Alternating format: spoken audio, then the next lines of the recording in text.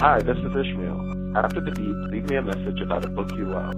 I transcribe and share at least one voicemail every day.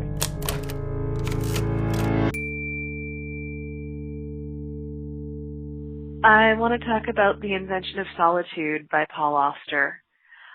My father died on my 20th birthday, and one of the few pieces of paper that I have with his handwriting is notes that he took while he was reading one of Paul Auster's novels. And a few years ago, I took a literature class at UMass Boston, and we read some of Paul Auster's books.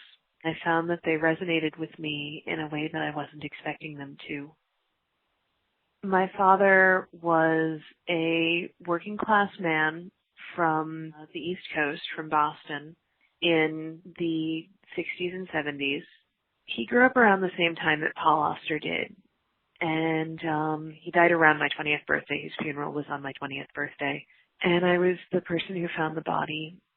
And I always felt cheated out of having a relationship with him as an adult, of being able to know him as an adult and kind of as an equal. The Invention of Solitude is reflections that Paul Auster had written in the wake of his own father's death. And when I read Paul Auster's books, I feel like I have a little bit of insight about what it was like to be a working class man in the 60s and 70s, growing up on the East Coast, and being a little more thoughtful and a little more aspirational than circumstances would allow.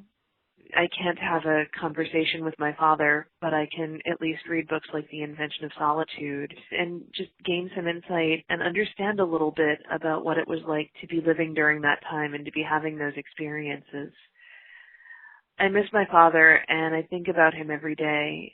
I really cherish any scrap of a thing that brings me a little closer to my dad, and I'm really thankful that books like The Invention of Solitude exist. Thank you, Ishmael.